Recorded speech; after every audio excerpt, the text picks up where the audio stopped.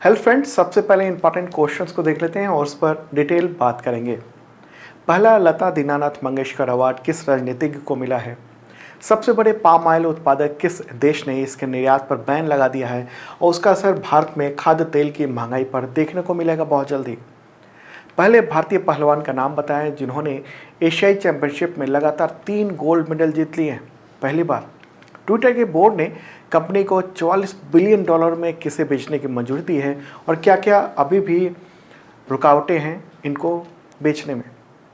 UGC ने किन courses के लिए भारतीय संस्थानों को विदेशों में कोलैबोरेशन की मंजूरी दी है। इसके अलावा भी कई और क्वेश्चन हैं, उन सब पर चर्चा होगी। दोस्तों, मैं हूं सन्मय प्रकाश और आप देख रहे हैं यूट्यूब चैनल सरकारी जॉब न्यूज। शुरू करते हैं और पहला क्वेश्चन इंपॉर्टेंट है। पहला लता दीनानाथ मंगेशकर अवार्ड किस राजनीतिज्ञ को मिला है? इसका आंसर होगा नरेंद्र मोदी। भारत के प्रधानमंत्री नरेंद्र मोदी को 24 अप्रैल 2022 को पहला लता दीनानाथ मंगेशकर अवार्ड मिला। ये आप देख रहे हैं, प्रधानमंत्री ये अवार्ड रिसीव कर रहे हैं। और लता मंगेशकर स्वर कोकिला, उनका निधन हो गया था, तो उन्हीं की याद में ये अवार्ड दिया जा रहा है। लता मंगेशकर की तीनों बहनें और ये भाई हैं, तो इनके द्वारा ये अवार्ड दिया गया है। पहला कब दिया गया है? 24 अप्रैल को। मुंबई में आयोजित हुआ था और ये मास्टर दीनानाथ मंगेशकर पुरस्कार समारोह 80वां पुरस्कार समारोह था। उसी के दौरान ये लता दीनानाथ मंगेशकर अवार्ड की घोषणा हुई है। ठीक है, किसे दिया जाएगा ये अवार्ड? तो ये देश और समाज में निस्वार्थ सेवा के लिए दिया जाएगा हर साल एक व्यक्ति को।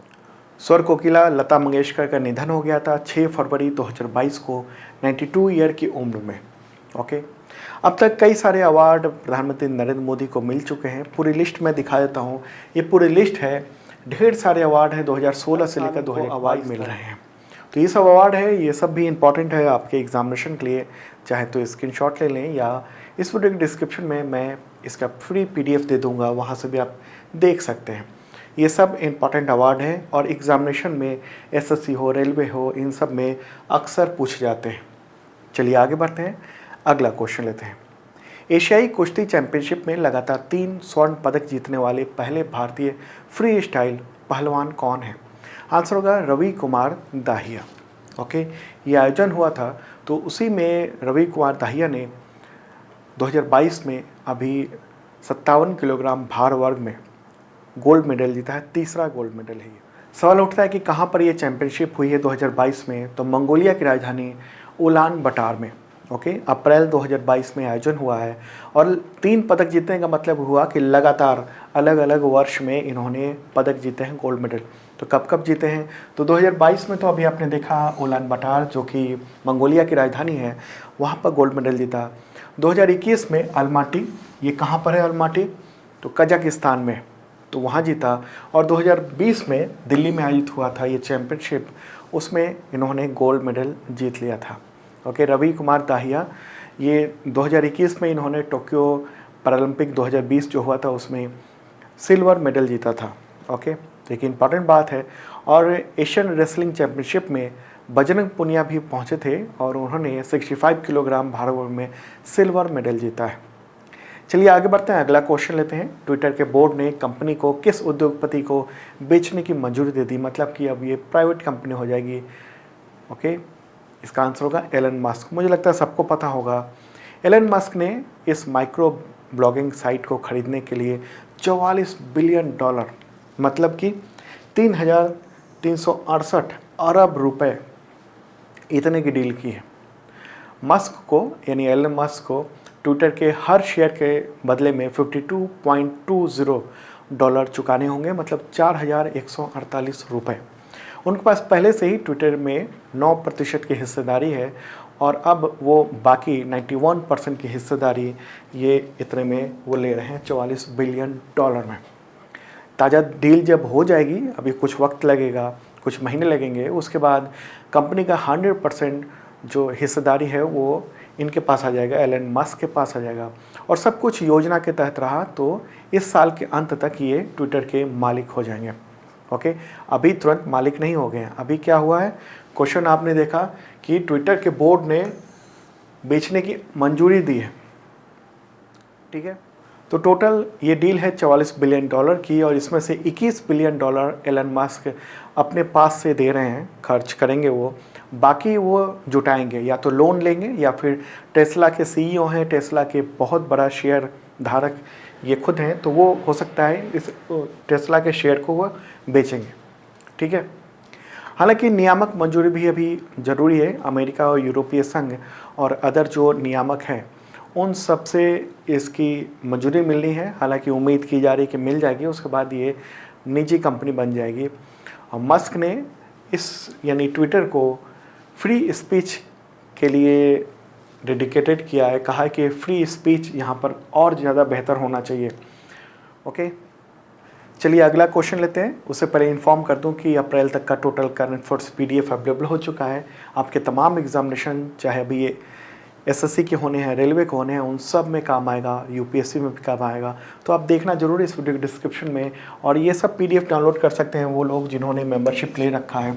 हज़ारों लोगों ने मेंबरशिप लिया हुआ है, और इसके थ्रू मिलता है करंट अफेयर्स का PDF every week, every month, every quarterly, half yearly, और पूरे साल का भी 1 साल तक की मेंबरशिप है ये 1 ईयर की। इसके अलावा वीकली मॉक टेस्ट भी आयोजित होता है। एवरी संडे को करंट अफेयर्स टेस्ट कर सकते हैं आप अपने एग्जामिनेशन के लिए, और exam based monthly test series भी आयोजित किया जाता है। इसमें हर करंट अफेयर्स के अलावा भी कई और तरह के सब्जेक्ट भी होते हैं, जैसे कि आपको SSC, UPSC, PSC वगैरह वगैरह रेलवे एग्जामिनेशन में पूछे जाते हैं। तो बहुत सारी खूबियाँ हैं, इस वीडियो के डिस्क्रिप्शन में आप चेक कर लेना, आपके बहुत काम आएगा। अगला क्वेश्चन लेते हैं। UGC ने किन डिग्री प्रोग्राम्स के लिए भारतीय उच्च शिक्षा संस्थानों और विदेशी संस्थानों को कोलैबोरेट करने को मंजूरी दी है? आंसर होगा उपरोक्त सभी। तो कौन कौन से हुए उपरोक्त सभी में? Joint degree program, twin degree programme और dual degree program. Okay, news भी आप देख रहे हैं, द हिंदू में ये पब्लिश हुआ है।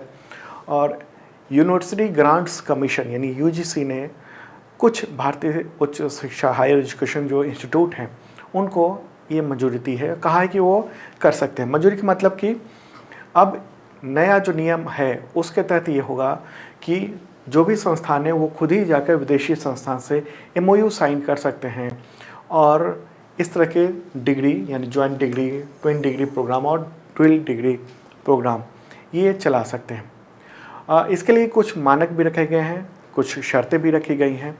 उसमें शर्तों में ये है कि भारतीय कॉलेज जो संस्थान या यूनिवर्सिटी है वो उसे QS वर्ल्ड यूनिवर्सिटी की रैंकिंग है यानी, तो उसमें 1000 रैंकिंग के अंदर होना चाहिए उस संस्थान को, या टाइम्स हायर एजुकेशन रैंकिंग में शामिल होना चाहिए। ठीक है, इसके अलावा नेशनल इंस्टीट्यूशनल रैंकिंग फ्रेमवर्क यानी NIRF के तहत जो रैंकिंग जारी होती है उसमें टॉप 100 यूनिवर्सिटी में या कॉलेज में, यूनिवर्सिटी में खास तौर पे उसमें होना चाहिए। ओके, टॉप 100 यूनिवर्सिटी की लिस्ट में होना चाहिए। कॉलेज या यूनिवर्सिटी को जो NAAC है, राष्ट्रीय मूल्यांकन और प्रत्ययन परिषद, उसमें 4 पॉइंट स्केल पर 3.01 की न्यूनतम ग्रेडिंग होनी चाहिए। तो वो सब यूनिवर्सिटी जो फॉरेन यूनिवर्सिटी है उससे कोलैबोरेट कर सकता है और ये डिग्री मिल सकती है। ज्वाइंट डिग्री यानी आपके पास यहाँ की भी, इंडिया की यूनिवर्सिटी की भी डिग्री है और आपके पास विदेश की, US की, कनाडा की, ऑस्ट्रेलिया की, किसी भी जगह की यूनिवर्सिटी जो प्रतिष्ठित है उसे उसकी भी डिग्री आपको मिल रही है, ज्वाइंट डिग्री मिल रही है। तो इसकी इन्फॉर्मेशन दी है UGC के चेयरमैन M जगदीश कुमार ने। ओके, तो एक नई चीज़ देखने को मिलेगी, कोलैबोरेशन से डिग्री कैसे मिलेगी, सवाल ये भी है। तो यूनिवर्सिटी में जो टोटल पाठ्यक्रम है उसका 30% हिस्सा जो है वो विदेश की यूनिवर्सिटी के द्वारा पढ़ाया जाएगा। चलिए आगे बढ़ते हैं, अगला क्वेश्चन लेते हैं। सबसे बड़े पाम ऑयल उत्पादक किस देश ने इसके निर्यात पर बैन लगा दिया, जिससे भारत में खाने तेल की यानी जो एडिबल ऑयल है उसकी महंगाई बढ़ने की आशंका हो गई है? आंसर होगा इंडोनेशिया।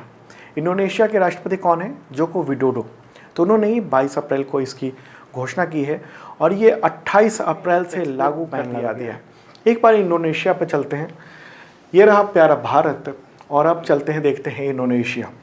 तो इंडोनेशिया यहाँ रहा, ये रेड कलर में जो आपको दिख रहा है ये है इंडोनेशिया। बहुत सारे छोटे छोटे बड़े बड़े द्वीपों में ये बटा हुआ है। ओके, तो यहाँ पर पाम ऑयल का दुनिया में सबसे ज़्यादा उत्पादन होता है। अब सवाल है कि क्यों इस देश ने पाम ऑयल को बैन कर दिया है। मैप में आप देख रहे हैं यहाँ है। दरअसल इंडोनेशिया में बहुत ज़्यादा महंगाई बढ़ गई है, घरेलू कमी हो गई है पाम ऑयल की। ओके, क्यों कमी आई? दो मुख्य कारण है। पहला कि रूस यूक्रेन के बीच में जो विवाद चल रहा है, युद्ध चल रहा है, और दूसरा कारण है इंडोनेशिया के द्वारा पाम ऑयल का ज़्यादा उपयोग कर लेना घरेलू रूप से। रूस यूक्रेन विवाद की वजह से सूरजमुखी का, आपको पता होगा कि सूरजमुखी का सबसे बड़ा उत्पादक जो है वो यूक्रेन है, और चूंकि रूस ने हमला किया हुआ तो ऐसे में क्या हुआ कि सूरजमुखी के तेल की सप्लाई यूक्रेन से नहीं हो रही है, उत्पादन भी नहीं हो रहा है फिलहाल। ऐसे में पूरी दुनिया में तेल पर जो निर्भरता है वो पाम ऑयल पर ज़्यादा बढ़ गई, और इससे पाम ऑयल की डिमांड बहुत ज़्यादा बढ़ गई। लेकिन इंडोनेशिया में क्या हुआ कि वहाँ पर बायोफ्यूल के रूप में पाम ऑयल का इस्तेमाल बहुत बड़े पैमाने पर शुरू कर दिया गया। इंडोनेशियाई सरकार ने 2020 से ही फोजिल फ्यूल के आयात पर, यानी जो कच्चा तेल है जो अलग अलग देशों से मंगाना पड़ता है, ख़ासतौर पे मिडिल ईस्ट से, तो उसके आयात को कम करने के लिए, उस पर जो डॉलर खर्च करने पड़ते हैं उसको कम करने के लिए उसने पाम ऑयल को ही बायोफ्यूल में खर्च करना शुरू कर दिया। ओके, और मैंडेटरी कर दिया कि डीजल के साथ 30% मिलावट होनी चाहिए पाम ऑयल के द्वारा जो बना हुआ बायोडीजल है उसमें। ओके, तो ऐसे में क्या हुआ कि इंडोनेशिया में बहुत ज़्यादा पाम ऑयल की खपत ऑटोमेटिकली बढ़ गई, और हालत ये हुई कि वहाँ पर रेट बढ़ गया। तो ये पेड़ है पाम ऑयल का, ताड़ के पेड़ की तरह होता है, या कहें खजूर के पेड़ की तरह होता है, दोनों के बीच का होता है ये पाम ऑयल। पाम का पेड़ है और ये बीज होते हैं और उसी से ऑयल को निकाला जाता है इस तरीके से। ओके, ये रहा ऑयल। अब सवाल है कि पाम ऑयल इतना इम्पॉर्टेंट क्यों हो गया, क्यों मैं इसके बारे में बता रहा हूँ, और अपने एग्जामिनेशन में सवाल हो सकते हैं। क्योंकि खाने में बहुत ज़्यादा इस्तेमाल किया जाता है। इसके अलावा पाम ऑयल को अलग अलग प्रकार के खाने के जो तेल हैं उसमें मिलाया जाता है ताकि वो सस्ता हो सके। ओके, ये मिलावट होने की वजह से तेल तो सस्ता हो जाता है और पाम ऑयल में कोई महक नहीं होती, इसलिए आसानी से कहीं भी मिक्स हो सकता है। आपके शैम्पू, साबुन, टूथपेस्ट, मेकअप आइटम, विटामिन की गोलियां, वो सब उसमें पाम ऑयल मिलाया जाता है। पेट्रोल डीजल में बायोफ्यूल के रूप में उसका इस्तेमाल होता है, बिजली बनाने में इस्तेमाल होता है, उद्योगों में बहुत बड़े पैमाने पर इस्तेमाल होता है पाम ऑयल। अब सवाल उठता है कि पाम ऑयल के निर्यात को बैन किया इंडोनेशिया ने, और उससे भारत पर में क्यों चिंता हो रही है। दरअसल क्या है कि भारत में खाने के जो तेल हैं उस मामले में पाम ऑयल जो है बहुत बड़ी भूमिका निभाता है। भारत में घरेलू खाने में ज़्यादातर जो इस्तेमाल होता है तेल, वो सरसों तेल है, सूरजमुखी का तेल है, राइस ब्रान है, मूंगफली का तेल है, इन सब का इस्तेमाल होता है। लेकिन इनकी जो कीमत है वो बहुत ज़्यादा होती है, तो इसको सस्ता करने के लिए सरकार ने पाम ऑयल को मिलावट की मंजूरी दी है, यानी ब्लेंडिंग कहते हैं इसको। तो उन सब तेलों में जो भी आप खा रहे हैं वो हो सकता है कि पाम ऑयल मिला हो, इसकी वजह से वो सस्ता हो। ऐसे में जब दुनिया में पाम ऑयल का संकट होगा तो कीमतें बढ़ जाएंगी और महंगाई का असर देखने को मिलेगा। भारत में पाम ऑयल का आयात कितना होता है, तो आप देख रहे हैं करीब 90 लाख टन पाम ऑयल का आयात करता है इंडिया हर साल, और इसमें से 70% जो तेल है वो इंडोनेशिया से आता है और 30% तेल मलेशिया का होता है। ओके, पाम ऑयल के बैन होने से भारत अपने देश के लोगों की आवश्यकता को पूर्ति नहीं कर सकेगा, तो ऐसे में क्या होगा, हमें ज़्यादा निर्भर होना पड़ेगा मलेशिया पे, चूँकि दुनिया में पाम ऑयल की शॉर्टेज हो रही है, अपने खाने के लिए भी चाहिए और इंडस्ट्री के लिए भी चाहिए, तो हमें महंगा तेल मलेशिया से लेना पड़ेगा। तो इसकी वजह से क्या होगा, महंगाई हर तरफ होगी। जो भी प्रोडक्ट हैं, चाहे टूथपेस्ट हो, चाहे शैम्पू हो, चाहे दवाएं हों, उन सब के जब कच्चे आइटम में महंगाई बढ़ जाएगी तो उसका असर हम लोगों पर भी देखने को मिलेगा। ओके, और सरकार कोशिश में है कि पाम ऑयल का उत्पादन इंडिया में हो।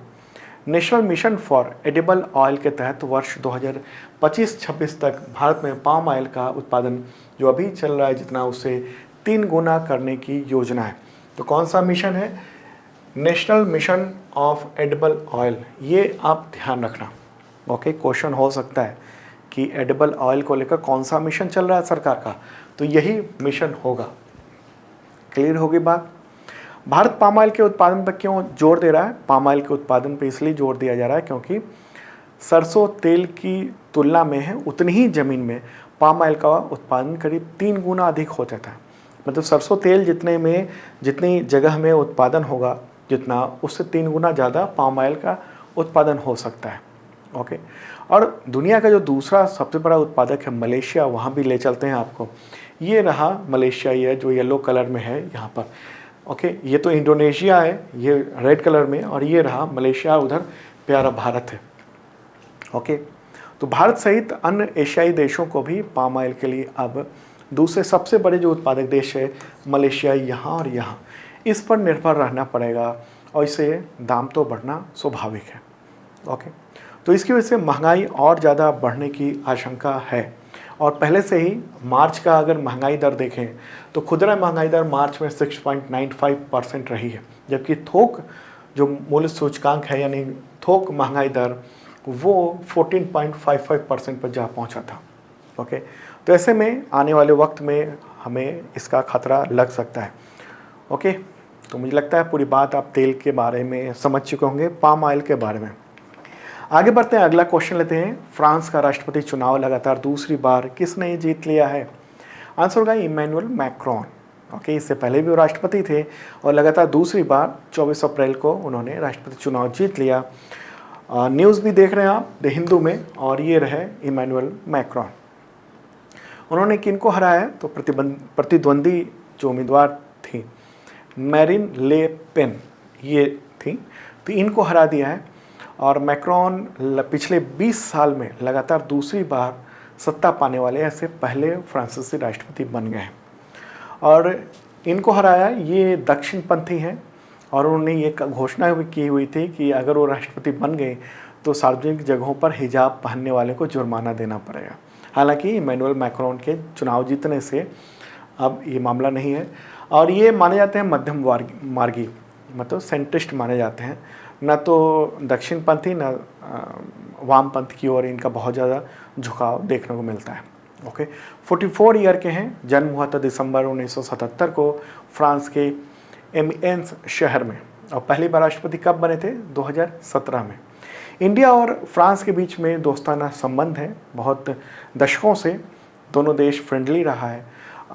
2015 में 36 राफेल विमान खरीदने के लिए फ्रांस के साथ डील हुई थी, और इसमें से ज़्यादातर अब आ चुके हैं इंडिया में। और अभी फिर से फ्रांस ने ये कहा है कि हम और भी राफेल दे सकते हैं। हालांकि अभी जो यूज़ कर रहा है वो देने की बात कर रहा है, तो उस पर भी डिस्कशन चल रहा है कि इनका यूज़ किया हुआ राफेल लें या नहीं लें। ये 36 के अलावा की बात हो रही है। ओके, इसके अलावा प्रोजेक्ट 75 है, उसके तहत तो फ्रांस ने सबमरीन निर्माण के लिए यानी पनडुब्बी निर्माण के लिए भारत को टेक्नोलॉजी ट्रांसफ़र किया हुआ है, और उसके तहत 6 सबमरीन बनाए जा चुके हैं ट्रांसपोर्ट टेक्नोलॉजी के तहत में। ओके, ब्लू इकॉनमी में भी बेहतर सहयोग करने के लिए, ओशन गवर्नेंस के बेहतर करने के लिए रोड मैप पर भी साइन हुआ है अभी हाल ही में फरवरी 2022 में, तो वो भी लेटेस्ट बात है। इसके साथ ही आपको इन्फॉर्म कर दूं कि प्रधानमंत्री नरेंद्र मोदी, भारत के प्रधानमंत्री, वो फ्रांस जाने वाले हैं अगले महीने में यानी मई में। इसके अलावा 2 और देशों की यात्रा करेंगे, जर्मनी और डेनमार्क की भी। तो 2 से 4 मई तक यात्रा करेंगे प्रधानमंत्री नरेंद्र मोदी फ्रांस, जर्मनी और डेनमार्क की। ओके, तो इस दौरान पेरिस में फ्रेंच प्रेसिडेंट इमैनुअल मैक्रोन से भी मुलाकात होगी। फ्रांस की बात हो रही है, राजधानी क्या है? पेरिस। मुद्रा क्या है? यूरो। आबादी कितनी है? तो लगभग 6.25 करोड़ मात्र। अगला क्वेश्चन लेते हैं, विश्व बौद्धिक संपदा दिवस कब मनाया जाता है? आंसर होगा 26 अप्रैल। ओके, और इस बार की थीम क्या है? तो आईपी यानी intellectual property right and youth innovating for a better future, बौद्धिक संपदा और युवा बेहतर भविष्य के लिए नवाचार। तो ये है थीम इस बार का। ओके, ये दिवस किसके द्वारा घोषित है? तो विश्व बौद्धिक संपदा संगठन के द्वारा। मुख्यालय कहाँ है? जेनेवा, स्विट्जरलैंड में। अगला क्वेश्चन लेते हैं, international Chernobyl disaster remembers day कब मनाया जाता है? आंसर होगा 26 अप्रैल को। इस दिन क्या हुआ था? इसी दिन 1986 में चेरनोबिल परमाणु ऊर्जा संयंत्र के पावर प्लांट 4 में विस्फोट हो गया था। ये देख रहे हैं आप फोटोग्राफ चेरनोबिल पावर प्लांट का, जो कि न्यूक्लियर पावर प्लांट था, और वो ऐसे फटा कि आसमान में मतलब उड़ गया, इसके बहुत सारे हिस्से चारों तरफ फैल गए, रेडिएशन चारों तरफ फैल गया था। और ये यूक्रेन में है, यूक्रेन के प्रेपियाद शहर में। और इस घटना की, जब ये घटना हुई थी कब हुई थी 1986 में, तो उस दौरान जो सोवियत संघ था, यानी यूक्रेन भी सोवियत संघ का ही हिस्सा हुआ करता था उस वक्त 1986 में, तो सोवियत संघ ने इसकी सूचना दुनिया के तमाम दूसरे देशों को नहीं दी थी और ये बेहद ही खतरनाक था। ये जब दुर्घटना हुई थी उसकी वजह से बेलारूस, यूक्रेन और रूसी संघ के बहुत बड़े क्षेत्र में रेडिएशन फैल गया था। और जब ये घटना हुई उसके कुछ दिनों बाद 1000 किलोमीटर दूर स्वीडन में रेडिएशन डिटेक्ट किया गया। और रेडिएशन वहाँ कैसे पहुँचा? हवा के माध्यम से पहुँच गया। तो वहाँ पता चला, उसके बाद फिर ये बातें सामने आई कि इतना बड़ा हादसा हुआ है। हालांकि अभी इस हिस्से को इस तरह से ढक दिया गया है, रेडिएशन अभी भी है वहाँ पर, और ढक इसलिए दिया गया है ताकि और ज़्यादा रेडिएशन बाहर ना निकले, आसमान में ना जाए, हवा के जरिए ना फैल जाए। तो ये स्थिति है, पूरा वीरान शहर वहाँ पर इस वक्त है।